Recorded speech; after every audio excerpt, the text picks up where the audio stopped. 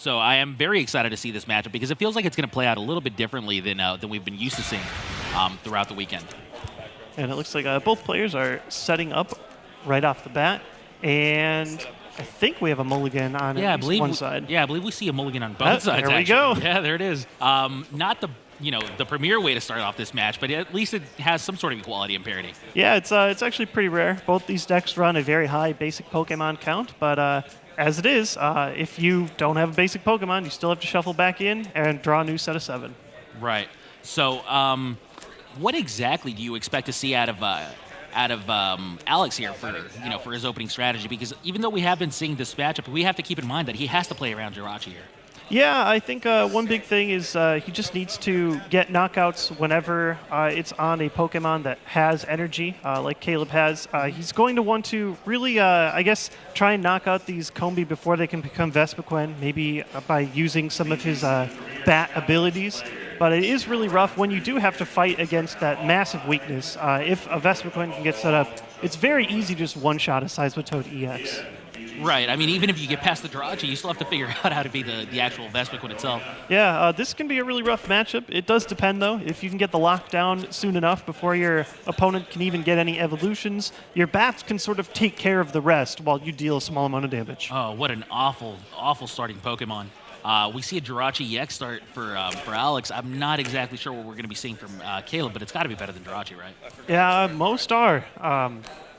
We'll see. I'm trying to think of special ways to get around it. I'm not sure if he runs any super scoop ups. I'm sure he runs an AZ, just like most. He runs like the full line of super right. scoop ups, so you can get around it, but it's just not ideal. Oh, there is a Combi start for Caleb here, and it looks like Caleb's going to be the one going first. Obviously, if you're Caleb, you just want to get as many Pokemon into play as possible. Start setting up your evolution lines. And why not? Why not attach a Fire Energy to the Combi while you're at it? Yeah, it's that constant theme that we've seen against the Seismitoad EX decks. You get just one turn. If you can set up over just one turn, then you can really turn everything around and have a chance. And the Fire Energy helps too. Maybe you can find the second Fire and attack that way. Maybe not even necessarily needing the double colorless, but it could be interesting. Combi can also get knocked out in one hit from a Seismitoad EX if Alex is able to move the Jirachi from the active spot. We see Jirachi looking to the stars to try to get some help here and looking for a supporter card. I believe he's probably going to go for something like a Sycamore. Yeah, sure enough, he brings the Sycamore up to the front. Obviously, the premier card that you want to get on turn 1 is, just drawing as many cards as possible, especially when your hand is not exactly exciting when you look at Caleb's hand. Yeah, Caleb's just searching his deck for supporter. A lot of players really like to use that first search to look through your deck, make sure you know what's prized. It's going to be very important in this deck. You don't want to start just discarding Pokemon lines to build up B Revenge, and then it turns out that the rest of them are prized. Oh, no doubt about it. Most of the time, it's a very sound technique to look through your deck and figure out exactly what's prized, especially so in the Vespiquen deck, which is constantly getting rid of cards from the deck. So we got a Sycamore drawing him a new hand of 7. We've got things like Unknown. There's going to be more Pokemon you can throw into the discard pile. Most of the relevant attacks he's going to be doing are going to be B Revenge against Seismitoad, so you don't need that many Pokemon in the discard pile, but you do have to start with a chain of lots of Unknown and lots of Farewells. Yeah, Farewell Letter finds another Farewell Letter, which finds a Battle Compressor. Battle Compressor is now going to be searching for, obviously, a ton of Pokemon to keep going, to keep adding to the discard pile. Remember, you want to hit the sweet spot of, for your B Revenge, especially when you're fighting against a lot of EXs. Having weakness against Seismitoad is really nice, but still, you want to be able to hit 90 damage for Jirachi and Shaman 100 damage and so forth. Yeah, it's hard to tell what's in the corner, but it just looks like a lot of different various discard fodder Pokemon just hit. And I think he might even already be at that sweet spot. I think you only need 7 Pokemon in the discard pile for that perfect B Revenge against the Seismitoad. And Jirachi, yeah. And so we do see actually opting to, this is a rougher play. You want to keep your Combi alive for the next turn. So he's going to bring up Execute to his hand so that he can play it down to the bench and throw it up just as a Pokemon that can maybe actually absorb a hit because of its water resistance. Yeah, I mean, he's definitely paying his respects to the Seismitoad start, the potential Seismitoad start of getting a turn 1 Quaking Punch with something along the lines of a Muscle Band. Obviously, Alex is having none of it as he's thinking about attaching a Water Energy just to the Jirachi. That's how pitiful the fact that he's even considering that just shows his hand must not be strong whatsoever. The Right. second you attach that energy, you have abandoned the turn 1 Quaking Punch, the foundation of which this deck was built on. And, oh man, I think all he has is a Colress for 3 right off the Jeez. bat. Down goes that water energy, and down comes the Colress. Colress only finds 3 cards. 3 cards is, I mean, obviously, I'm going to say far from ideal, but that's, the understatement of the century here. Yeah, I mean, unless he finds an instant out to a Shaman here, he could be in a really rough situation. It's even possible this Jirachi EX could be knocked out in Caleb's second turn. Remember, you are looking for something like a Burbank City Gym, too. Energy, Muscle Band. Zubat gives him 1 more Pokemon, but still, what an awful situation. This is not how you want to start. Right. Because there's no Burbank City Gym, the Execute will not get knocked out at the end of his own turn. And it's going to put Caleb in kind of an awkward spot, right? Because of the poison damage and the way it's going to work out. Oh, yeah, I suppose if he has no way to retreat it out, he can't actually attack immediately afterward. Right. But regardless, Alex is already in top deck mode, and Caleb can now set up. He has another turn of items, and that sometimes is a blessing of its own. It's all that you need against this matchup. Yeah, I mean, not only that, but he knows his opponent only has a 2-card hand. So it seems very unlikely that that Alex is going to be able to really mount a turn 2 Quaking Punch even. So we do see a Sycamore, so it's likely we won't be seeing something like a Miracle AZ to pick up the Execute.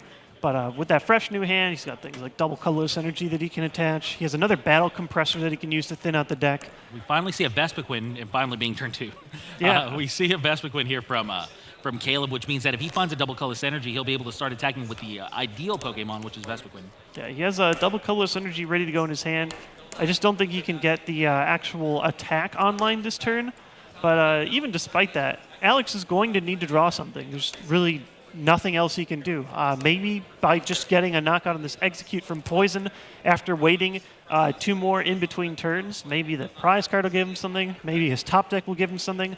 But otherwise, you can kind of see just looking at Alex, what frustration to have. You made yourself all the way up here, and you might just lose your first game and your last chance at top 8 to just a terrible start. Right, but he is very fortunate to be playing a 2 out of 3 series, which means that even though you are getting kind of unlucky, I mean, definitely unlucky in game 1, it's not the end of your run, and you definitely still have a shot at pulling off 2 more games. So we do see the Battle Compressor discarding 3 Pokemon from Caleb's deck, just thinning it even more. He's definitely going to be attacking for the maximum amount of damage, if it is from B Revenge. I really want to see if he's about to play the double colorless or not. He decides not to, and that I feel is a wise choice. You don't want to bring down a double colorless energy without being able to attack with it. Yeah, the Execute's already poisoned, so it's going to be leaving one way or another, even if it's not a retreat. We just see a Golbat. I think that might have been Alex's top deck. It was Alex's top deck, and is he going to knock out the Execute with it, or is he going to let it get knocked out? I guess I would knock out Execute only because it would allow me to see a prize card right now. And that could potentially, even though it is a very low chance, could potentially be the chance to see a prize card. But instead opts, you know what? I guess I'll throw up the Golbat, swoop across, hitting everyone for 10, and you can get a prize. There it is. Yeah. You can get a prize that way. I didn't see what his prize was. He doesn't look any happier, so I'm not sure if it was the supporter to bail him. But it was at least one way to get around that, move some counters around. So he did take a prize, and he does add quite a bit of damage to Caleb's board. Unfortunately, because he has nothing to really back it up with, unless he gets some help from the top of his deck, he's still going to be in a world of hurt. So we see the Fruit Treat and Vespiquen. Better to save those for Seismitoad if you can, and a knockout on Caleb's side. The Revenge will do it. He's got plenty of Pokemon. He does top deck a Juniper right away. Wow. This is going to be huge for him because he's going to be able to actually start coming back. And immediately we can see Alex speeding up Juniper to save the day. Remember, Flareon does have a weakness to water, so Flareon's not the ideal choice to be spending your double colorless energy. Oh my gosh. Even off 7 cards, I'm not even sure if I saw an immediate out to Seismitoad. I would have to see it again. I saw Zubat and a lot of Bat evolutions. Oh, no. We'll see what he's able to do with it. He's at least going to be able to survive a few more turns, but what a laser here. He wants to put him to sleep. He fails to put him to sleep. So that's another laser gone. He's just looking for a way to stay to keep the Jirachi from being knocked out, but that seems to be it. Anything to give himself a chance. Look at that. I don't think he has any other outs in his hand. He can give something a double colorless. Oh, it's not pretty. Man, after being bailed like that and getting so excited, it's a shame that it really didn't lead anywhere. Yeah, I mean, his hand includes another Juniper, but that actually might be a little bit too late. And Caleb now getting, I guess, this third turn of items. He already has 2 Vespiquen ready to go. At this point, it's just making sure that you have outs to energy and ways to knock out a Seismitoad in one hit. The world is Caleb's oyster here. He seems to just have so many options, and the fact that your opponent is just struggling to even attack you, let alone actually get Seismitoad out, is just really the telling story here. And down goes Jirachi. 2 more prizes for Caleb. That's 3 prizes to go against 5. And did we see geez, what was that lightning Pokemon? That's Dedenne, Dedenne. yeah. It can provide a little bit of hurt here. More of the Yveltal counter, or sometimes like the Mega Rayquaza EX. We saw it. It could have potentially been viable. Just never saw it at the right time. We do have an evolution of Golbat. You can play some counters. He has another Sycamore that he can play, but he's certainly playing from behind. Yeah, I mean, I don't know what he's got to do. Like, is he going to attach the double colors now, or is he going to Juniper? N actually. N is a much And better works choice. as well. Caleb's been off to a hot start. Already taken 3 prize cards. He'll only get 3 cards here. Perhaps if Flareon's knocked out, Caleb won't have an energy to supply the upcoming attacker. This is actually really fortunate for Alex. If he can find a Sable, I was about to say a Sable House. If he can find a Seismitoad with a double colorless energy, then he'll be in actually good shape. Yeah, he'll be able to grab himself a knockout and establish the lock. Now, he will be just 1 energy away from getting knocked out from a Vespiquen, but looking at Caleb's hand... There's an Ultra Ball, so if he has a double colorless, hits a double... No, he does not. And after all that, you can get a Toad down, or perhaps fish for a Shaman. Shaman would be the right choice here, I believe. You can't give up this turn. Yeah, you have to get the lock here. If you don't, you're just going to be so far behind.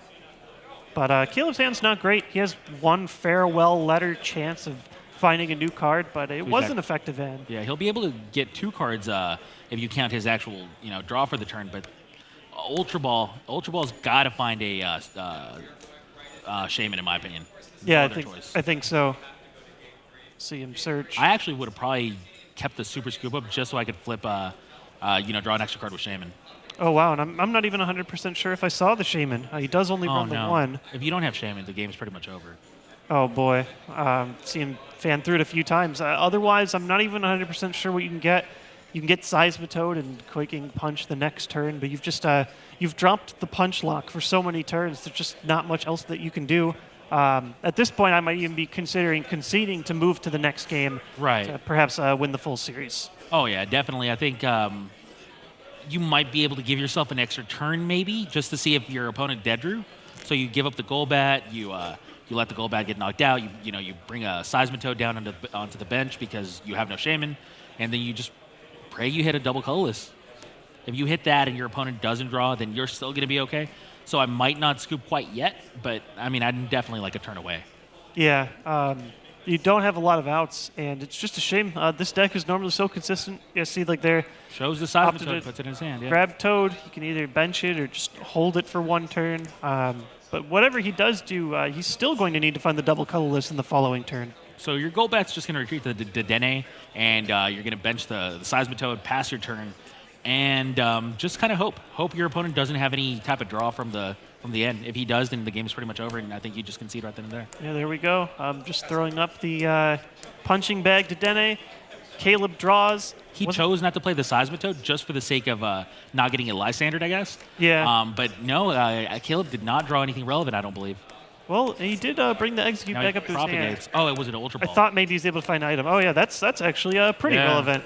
Yeah, Draw no a lot kidding. more cards. Caleb's Shaman, on the other hand, is not prized, so Caleb will be drawing out of this situation. He'll probably even be able to bench an Unknown and then draw 5 cards. Yeah. Oh, geez, a full 6 cards. And a Silver Bangle on this Vespiquen as well, as if there was any doubt that it would be hitting Seismitoad for a lot of damage. And so he does have, for example, another Fire Energy. You can put that on the Vespiquen just to make sure that's able to attack. Talk about an embarrassment of riches. He even has the Jirachi in his hand, too. Wow. And he does run, actually, the full 4 Shaman, so it's a little bit easier to search for whenever you need it. He's playing the straight turbo version of the deck. I don't see a single Wobbuffet to sort of wall behind. I don't see any of the Tropical Beach. He's just playing to go as quickly as possible. So when you have this many turns to play items, it's really all you can ask for. Right. I mean, to be fair, I think Caleb had so many draws that he could hit that it seemed unlikely for him to get stuck under the end. He had, so many Shamans, Ultra Balls, obviously supporters still left versus Seekers. Like, almost half the deck was, relevant for him. Yeah, and at this point, he's only 2 prizes away. Alex is going to draw. I might even consider conceding At this here. point, you definitely concede. Yeah, I mean, he can grab another prize with some bat damage. That's something, but this Vespiquen is going to eventually knock out Seismitoad EX, unless you can deal with it right now. Right. I mean, even if you knock out the Flareon, the Vespiquen's just going to knock out your Seismitoad. He's got 2 prizes left. There's nothing you can really do. It's unfortunate. I swear this tournament I've seen more dead draws and unfortunate hands than I've ever seen in one of our casted tournaments. So versus Seeker will find another end, bring your opponent down to 2 cards in hand. But remember, he's already got a Vespiquen with 2 fires on it, which means you kind of have to focus down the Vespiquen before you can even knock out the Flareon. Yeah, it's possible he could be even setting up this situation where if he finds an energy, he can knock out the Vespiquen on the bench with Crobat, which could be a solid play. Flareon will still survive, though, and it's just going to be very hard. He's doing what he can to win this game, but he did at least find the energy. That was his final water, too. Remember, he has gotten rid of 2 waters, I believe, already, which means that might have been the final water, and he had definitely top-decked it, which is fortunate for him, but he's not out of the water quite yet. He still has to, no. I mean, if Caleb finds a single out to Lysander, this could be close. There's a double colorless in his hand, too, so the Vespiquen on the bench will be able to attack anyways. I'm not 100% sure on what Flareon's damage input is going to be, but if he does indeed have the double colorless, this is going to be really tough for Alex to turn around. He's going to need to discard that in some way. And this Flareon, I guess, can take a 1-prize knockout on the Crobat. It's a start, but you do still need to find the last one.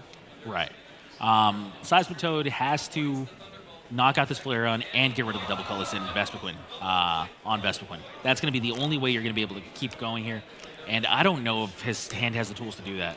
Yeah, he does play an enhanced hand. Possibility. If he had more bats, it could be. This Flareon is hanging on with just 10 hit points. But that's just going to be enough for him to hold on to it and keep his Vespiquen on the bench. And really keep Caleb in a pretty comfortable spot. Shaman will draw 3 cards. No, he chooses to keep it. No, he'll draw 2 cards only. A Lysander, not good enough. Super Scoop Up, not good enough. You're probably just going to have to versus Seeker, I guess. Yeah, okay, Super Scoop for Shaman. Maybe draw some more cards. I'm trying to think of what his outs are to prevent him from getting knocked out. I mean, he has an Enhance Hammer, right? So if he draws the Enhance Hammer, knocks out the Flareon and hopes his opponent doesn't have a relevant hand. It's possible he could turn it around, yeah. I think we saw a Juniper in Caleb's hand. I'm not 100% sure anymore. It's been a little while. But if we did, then obviously no good. It is commendable that he has played this out. He's been at an awful position for so long, a very long time without a Quaking Punch. But there still is a small sliver of a chance that he could turn it. There it is, a versus Seeker. Will it find an N or will it find a Juniper?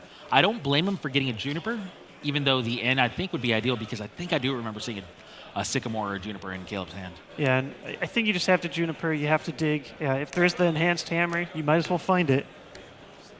He does play the Stadium first. Remember, the Stadium will shut him down from any type of Shaman shenanigans. So let's see. We've got Super Scoop Up, Ultra Ball, Scrapper. So far, nothing. Nothing. No energy or no anything. Definitely Scoop now, man. I mean, you're just spending too much time just kind of waddling around. Yeah, a lot of supporters. And there we go. Scoops it up. Caleb takes game 1 pretty convincingly, thanks to a unfortunate start for Alex. Right. You know what's kind of interesting about this game was I don't blame Alex for not scooping, say, a couple of turns ago because it felt like he still had a sliver of hope at every opportunity, you know? Like, it was like, maybe if if the right cards come my way and my opponent doesn't draw a double colorless, and it felt like he was always still almost in it. So I don't blame him for not scooping, but it spent so much time. Considering that he didn't do a single Quaking Punch, he did keep it interesting. It makes you wonder just how good this matchup is for him if he is able to establish the punch in turn 1, as this deck so commonly does. Right. I mean, he just has to find the right cards. He has to find the Enhanced Hammers, the Xerasic. He has to have an actual, Quaking Punch lock at some point. If Yeah. you do that, then you're in the game. I mean, Vespiquen will knock you out in one hit, but you have Crobats. You have ways to knock out Combies, knock out Vespiquens, kind of keep your opponent in an awkward position. Don't forget, it's not like they have an unlimited amount of double colorlesses. Right. It is very, very low. And you have to get multiple bats down. He got that part of the equation, sort of. We saw more different types of bat ability damage that I've seen in one of our games. But Right. unfortunately, you have to pair that with the Seismitoad as well, because then you get the best of both worlds. You have damage that you can place on the bench while still being able to do Quaking Punch. Yeah, he got some mileage out of those bats. The Gold Bat attack, the Crobat attack, they both used their abilities. They definitely pulled some weight, but it just wasn't enough. Well, nowhere near enough, actually, unfortunately for him. So we're going to hop into game 2. We'll see if anything can happen differently for Alex. A plethora of Seismitoads in Alex's hand this time around. All right, well, at least he'll be able to start Toad. Needs an 3 counts energy as a powered plethora, right? still. Does So- 3 count as a plethora? I think- Sure, why not? Right. It's a plethora of Seismitoads. On the other hand, Caleb himself has quite a few basic Pokemon. He even has an Execute lingering around up there. Will it see another appearance this game? You know, I don't mind Execute. Oh, it is going to see an appearance. Up against a Seismitoad. It is water resistant, so you force them to have the Muscle Band if they really want to hit you in that way. And look at that. We're seeing just that. Lots of Pokemon on Caleb's bench to start as well, and that's definitely something you want to see. And the first line of defense, right? Yeah, the small egg that just might not crack. You actually need a Muscle Band to knock it out, or a laser. the Hypnotoxic Laser will do it as well. But if anything, it's just one prize card that you're giving up without necessarily taking any damage on your Pokemon that you're actually going to need. I think you Juniper here, and in hopes of hitting a Verbank. I mean, the Verbank taking a prize on your first turn would be really ideal. Oh yeah, that would be massive. We'll Does see. he hit it? Here comes 7 cards. That's 3. No 4, luck. No luck. 5, 6.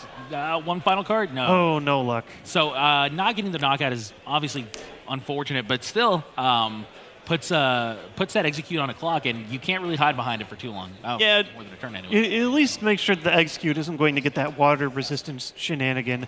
It'll be taking some poison damage here. But Caleb, here we go. Classic theme, the Seismitoad battle. What are you going to do in your one turn? How much can you do? How far can you go? What's funny is I don't think Alex has any way to attack quite yet. Whoa. I don't even see a Oh, wow, that was supporter. just a pass. I don't know if he was Oh, he did have a intentionally- water. intentionally holding it or if his hands just really was that poor. Seismitoad is going to be able to Quaking Punch. I suppose the first one that we've seen in this set. And I wonder if Caleb has any kind of response. There's no Pokemon in his discard pile whatsoever. I can only imagine if he had a supporter, he would have played it because you want to play as many items as you can and discard as many Pokemon as possible. It's almost like we've seen a complete turnaround. A Colress for 6 here is going to get Alex a fresh hand of 6. But yeah, the real story is what's exactly hiding in Caleb's hand. If Caleb does have, say, something like a couple of evolutions, a couple of Vespiquens, for example, that he didn't want to get rid of, I guess I can understand not Junipering. But at the same time, that's going to, if he has a Juniper, for example, at the same time, though, that's going to put a lot of pressure on him to be able to get enough Pokemon on the discard pile without the use of items. So Yeah. I don't think so. I don't think he necessarily had that. Yeah, I don't know if there's anything in my hand that I would not be okay with Junipering at that Right. point. So I mean, if you have maybe 4 double colors or something. yeah, it might even just be that 2-card hand. Caleb just might have 0 resources whatsoever, a lot of Pokemon altogether. And Alex is, interestingly, discarding some of the Zubat evolutions to find a Zubat. It's really important in this matchup to be able to deal Quaking Punch while also applying the extra damage counters under the bench. And so this is the proper way to set up. Right, and more importantly, the Combies are going to have a lot of pressure to evolve now. Like, if the Combies do not evolve, you're going to start one-hit knocking them out because of the goal bats and whatnot. So it's actually Eevee that gets activated. That hand that we see is just pitiful. It's got a couple of evolutions. and a Evolutions, Blacksmith's not going anywhere. He has nothing in the discard pile. This is the exact opposite. Yet another just dud start game. Yeah, this is an embarrassing hand for Caleb, who's just going to evolve once and pass the turn. That's it. Wow. Double color synergy for Alex here. Alex has the opportunity to just steamroll him in game 2 and give us a good complete game 3, hopefully, because there's still so much time left on the clock. Multiple Toads ready to go. Golbat can apply damage counter pressure. Now even if Caleb finds an out to a Shaman, he can't play it because he's going to be stuck in the Silent Lab. Looking for a muscle band here. Did he find it? I don't think so. Yeah, I guess without that, you think, I guess I could have applied those damage counters to the active and knocked out the EV that way. It does get the Rock Guard A-Spec supporter, which we saw a little bit earlier today. I'm digging the Rock Guard. The Rock Guard is going to make it so that the Vespiquen will get knocked out by a Crobat evolution, or even a Golbat attack, if or even, I guess, a Quaking Punch, if the Vespiquen does knock out the Seismitoad. So I really like that Rock Guard right now. Yeah, it's a good defensive play, but I think if I'm Alex, a Muscle Band would be great. Oh, I think on Caleb we just saw a draw, pass. Absolutely nothing that he can do. Oh, man. Okay, There's Lysander bringing up the Queen Bee. If you can get rid of Vespiquen, you're really going to have your one problem gone. 50 damage on Vespiquen, only 40 HP remaining. Finds another double colorless. Not what you want to be finding here. You want to be finding Juniper. Now, only Juniper. The math is a little strange here when you're only dealing the 30 damage Quaking Punches. This Vespiquen actually doesn't get knocked out with an additional Quaking Punch. You need that plus some bat damage. Right. But if you can knock out the Vespiquen, you absolutely should. Because then this Seismitoad is in a pretty safe spot. He's even considering propagation. Just to have another Pokemon. Remember, Intelligence Gathering will draw him a few additional cards here. So he's ideally going to start setting up a little bit better. I think I would actually play the double colors here just because your setup is so bad that giving your opponent a couple more turns to just mess around with you would just be, basically an auto loss. Yeah, I like that. Yeah, maybe just a double on the Combi, Intelligence Gathering, and hope that you can, follow up. However, the Intelligence Gathering, despite it being mostly a support attack, still knocks yourself out with the Rock Guard because you're taking 6 damage counters. And all Caleb can do is really just throw up an additional fodder Pokemon to be knocked out. Right. Not really his fault. Nothing else he can really do here. I think he needed to Intelligence Gathering because it looked like he was going to lose no matter what. Yeah. You might as well give yourself the opportunity to draw nuts. He was maybe considering doing the propagation and throwing up the egg instead of the Eevee here. Either way, it's a weird situation for him. Right. I think it's fine either way. I think the Eevee isn't going to be seeing any play anyways. Oh, and that poor Combi with the double versus Seeker. Lysander, Combi is straight up, and it's going to be hit here. Not knocked out, but it's in a rough spot. If Caleb can't evolve it. Huh. Poor Kobe. Yeah, I for a second thought maybe this would be paired with some kind of bat damage to knock it out, but he will have a turn to survive. Could perhaps evolve here and get enough Pokemon in the discard pile, but when you're under the item lock, that is pretty difficult to do. Right. I mean, he did what he could in order to get out of this lock, but just not enough. I mean, when you start attacking with Flareons against Seismitoad, that's not where you want to be. Where, I mean, your other option is obviously the Queen Bee. Yeah, I mean, he has some Flareon here, but he has already lost a lot of energy. Speaking of energy loss, there's the double colorless gone, just so he can reset the Combi. Hopefully someday see a Vespiquen. And while Alex is not dealing a lot of damage, just third at a time with Quaking Punch is pretty slow, actually. No Muscle Band means he can't one-hit knock out this Flareon like you often could in most other builds of this deck. All he can really do is just apply pressure the one way he knows how. Quaking Punch, Hypnotoxic Laser, and some bat damage on the side. If he has a Crobat, he knocks out the Flareon here. Yeah, it's a interesting spot. Let's see. He does have an Ultra Ball, so he has the out to it. Yeah, he can choose to do it if he wants to. He's got a Zubat and a Golbat in hand, so that's pretty nice to go with the Super Scoop Up. So his hand's actually pretty stacked. Yeah, he's had a lot of opportunities to just search for whatever he wants, build up multiple Toads, get all these energy in play. Alex has his engine ready to go, while Caleb is just kind of sputtering. I don't think you go for Shaman here. I do think you go for the Crobat. I think you just want to get a knockout. You want to just end this game as soon as possible. But no, yeah, he goes for there the we Crobat. go. And so the Surprise Bite, he can place 3 damage counters wherever he likes, or on one Pokemon that he likes. He's going to place it onto the Flareon, and the math will add out perfectly after Poison and Weakness, even though it's just a 30 damage Quaking Punch. Oh, that old school Super Rod. Yeah, it caught me off guard when he drew it off of another supporter in the last game. I was like, is that? Oh, it is. You know, it It's reminded me still of Gust Super of Rod. Wind. Yeah. The art and combined with the the border kind of reminds me of the old school card Gust of Wind. So I thought he might get eliminated for a second just based on disqualification. But no, Those old big yellow bordered cards, they certainly do have me nostalgic. I try and play them whenever I can, whenever there's a old school card that's still legal. Stuff like Super Scoop Ups, energy cards. I love it. I'm digging the fading yellow too. I think that's the coolest part. So we do see, I guess you could do a farewell letter here, draw a card. He is accumulating Pokemon in the discard pile, but at this point, Alex has gone so far ahead that even if you do get a Vespiquen online and knock out a Seismitoad, it's possible, Alex, to just be so far ahead that you don't have replacement attackers after that. I mean, can you really farewell letter on top of Silent Lab? No. No, you can't. I see just a fire on the Flareon. Golbat, though, can't get past the Silent Lab, so that's going to be the end of the Flareon here. And that's it. Yeah, Quaking Punch, knockout, back to Caleb's turn. Now Alex realizing, wow, this game actually went really quickly. I should try and play as fast as I can and maybe secure myself a win in Game 3. Right. I mean, I think Caleb at this point is in a situation where I think I would have scooped, a few turns ago for sure. We keep talking about scooping, and it feels like it's just a strategic part of the game. For a lot of people, they feel like they shouldn't be doing it because, I want to play a complete game or whatever. But you have to try to play a complete match more than anything. I think that's what's most important. You can really tell both these players are fierce competitors. They want to hold on to these games as long as they can while they still have a chance. Some players, they just like to move forward to the next game, but and there we go. Caleb sees there's no real exit in this game. Complete opposite of what we saw last time, and the series is once again tied 1-1. Yeah, I wonder if we can have a good, fair Game 3 where both players set up and both players do what they want to do. Wouldn't that be nice? It's hard when it's Seismitoad because it's either Seismitoad opens the door or shuts it completely.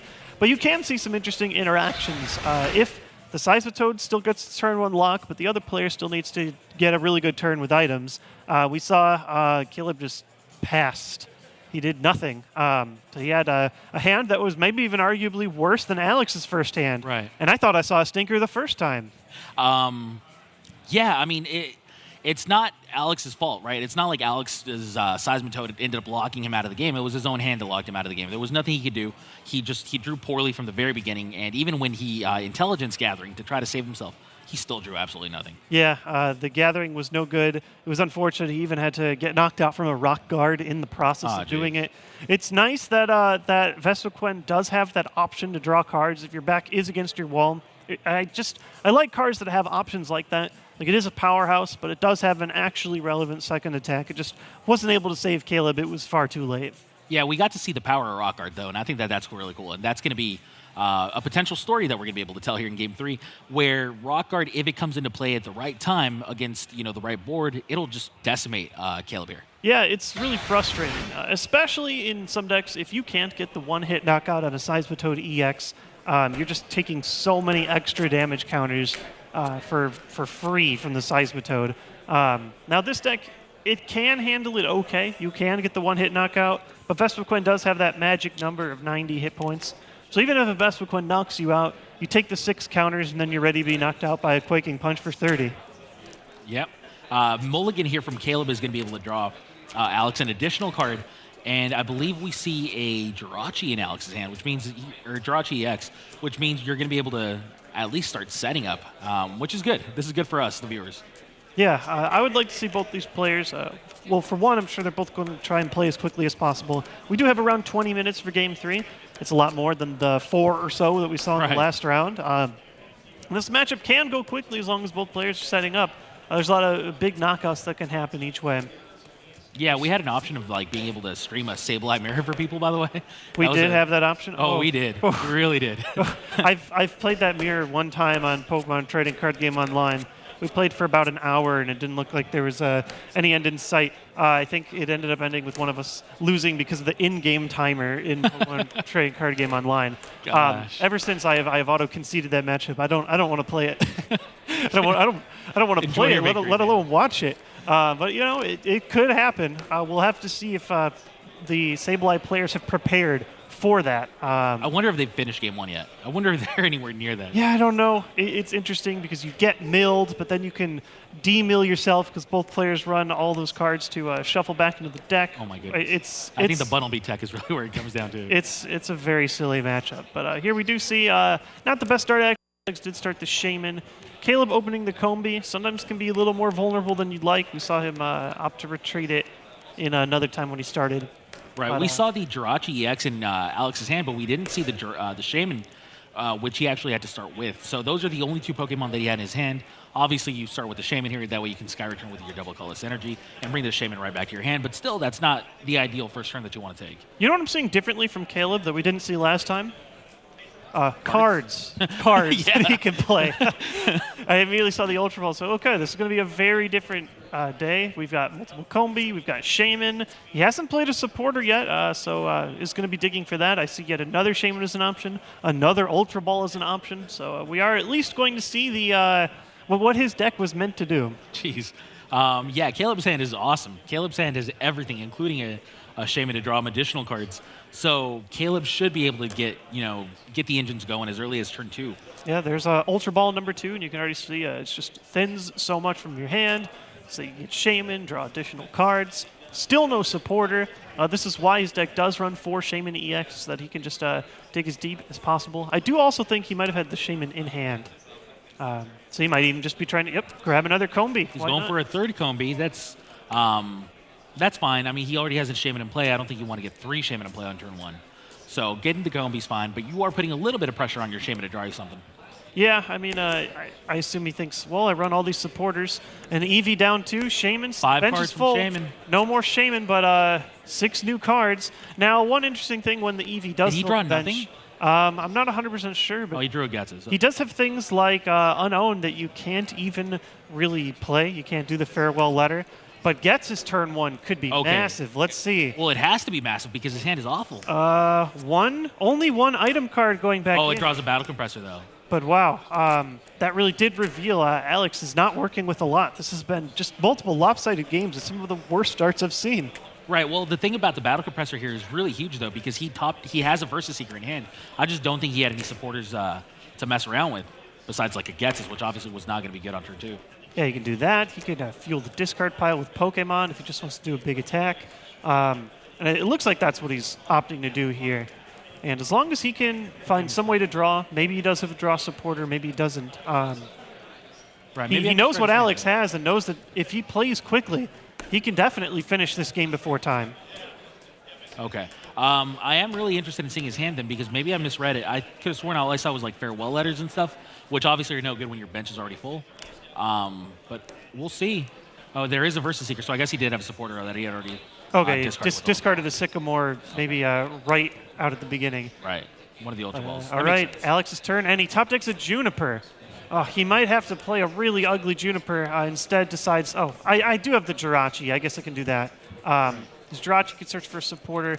Probably some kind of shuffle draw if he can help it. It's certainly better than discarding 2 double colorless energy on a Juniper turn 1. Yeah, I mean, you'd attach 1 double colorless to your Shaman so you can, Sky Return and whatnot. Yeah, it does knock out a Combi. Exactly. Well, it knocks it out if you have a something like a he still needs a muscle band on top of that. You're right. Laser, muscle band, a lot of things will work.